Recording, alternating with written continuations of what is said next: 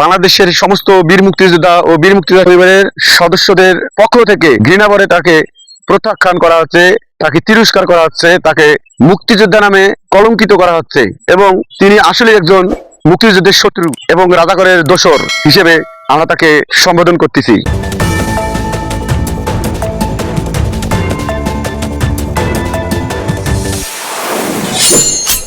চাঁদপুরের মতলব দক্ষিণ উপজেলায় বীর মুক্তিযোদ্ধা ইঞ্জিনিয়ার জসিমউদ্দিন, যিনি উপজেলা মুক্তিযোদ্ধা সংসদের আহ্বায়ক হিসেবে দায়িত্ব পালন করেছিলেন, সেই ব্যক্তি হঠাৎ করে বাংলাদেশ জামায়াতে ইসলামীতে যোগ দিয়েছেন।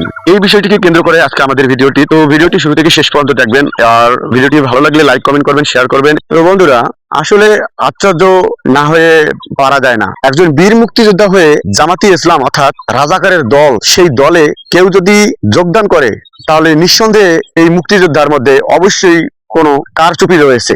যেমনটি মনে করতেছি আমি যে তিনি 1971 সালের মহান স্বাধীনতা যুদ্ধে অবশ্যই যুদ্ধ করেননি। তিনি হয়তো অমুক্তিযোদ্ধা বা ভুয়া মুক্তিযোদ্ধা হিসেবে নিজেকে মুক্তিযোদ্ধা পরিচয় দিয়ে সনদ নিয়ে আজকে এই জামাতি ইসলামের মতো একটা স্বাধীনতা বিরোধী দলে অংশগ্রহণ করতেছেন।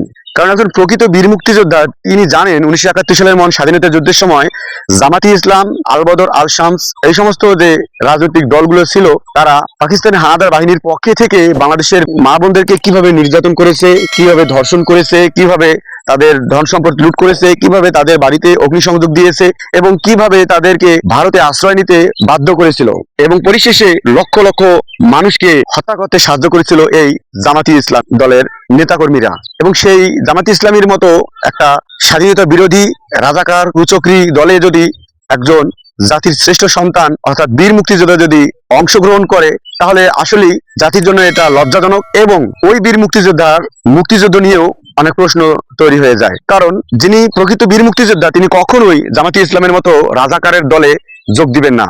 তার জীবন চলে গেলেও সে কখনোই রাজাকারের মতো রাজনৈতিক দলে যোগ দিবে না।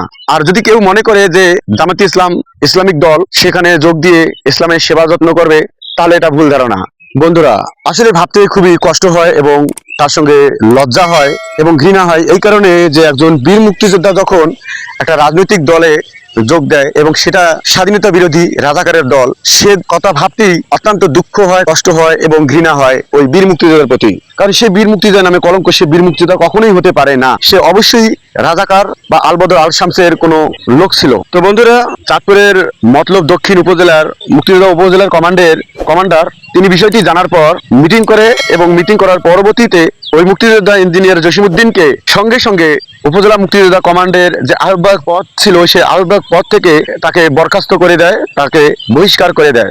কারণ একজন জামাতি ইসলামী অর্থাৎ রাজাকারের দলে যোগ দেয়া মুক্তিযোদ্ধাকে কখনোই মুক্তিযোদ্ধা উপজেলা কমান্ডে রাখা যায় না, রাখার কোনো নিয়ম নাই। মুক্তিযোদ্ধা ইঞ্জিনিয়ার জসিমউদ্দিনকে বহিষ্কার করে দেওয়া হয়, তাকে মুক্তিযোদ্ধার পদ থেকে বাতিল করা হয়। তিনি হলেন বাংলাদেশের মুক্তিযোদ্ধাদের মধ্যে কলঙ্কময় একজন মুক্তিযোদ্ধা। তিনি একজন বাংলাদেশের মুক্তিযোদ্ধার মধ্যে ঘৃণিত মুক্তিযোদ্ধা, নিম্ন স্তরের মুক্তিযোদ্ধা। তার এইরকম সিদ্ধান্তে বাংলাদেশের সমস্ত বীর মুক্তিযোদ্ধা ও বীর মুক্তিযোদ্ধা পরিবারের সদস্যদের পক্ষ থেকে ঘৃণাভরে তাকে প্রত্যাখ্যান করা হচ্ছে, তাকে তিরস্কার করা হচ্ছে, তাকে মুক্তিযোদ্ধা নামে কলঙ্কিত করা হচ্ছে এবং তিনি আসলে একজন মুক্তিযুদ্ধের শত্রু এবং রাজাকারের দোসর হিসেবে আমরা তাকে সম্বোধন করতেছি। তো বন্ধুরা, এই ইঞ্জিনিয়ার জসিমউদ্দিন লোকটি আসলে কি প্রকৃত বীর মুক্তিযোদ্ধা নাকি ভুয়া মুক্তিযোদ্ধা, এই প্রশ্নটি আপনাদের কাছে রয়ে গেল। এবং তিনি যে বীর মুক্তিযোদ্ধা হয়ে জামাতি ইসলাম অর্থাৎ রাজাকারের দলে যোগ দিয়েছেন, সেটা কি আসলেই মেনে নেওয়া যায় নাকি মেনে নেওয়া যায় না? তো অবশ্যই কমেন্ট বক্সে মতামতটি জানিয়ে দেবেন। ভিডিওটি ভালো লাগলে লাইক করবেন, কমেন্ট করবেন এবং শেয়ার করবেন এরকম প্রতিদিন নিত্য নতুন আপডেট খবর পাওয়ার জন্য। তো বন্ধুরা, ভিডিওটি এখানে শেষ করছি। আপনারা সবাই ভালো থাকবেন, সুস্থ থাকবেন, নিরাপদে থাকবেন। আল্লাহ হাফেজ।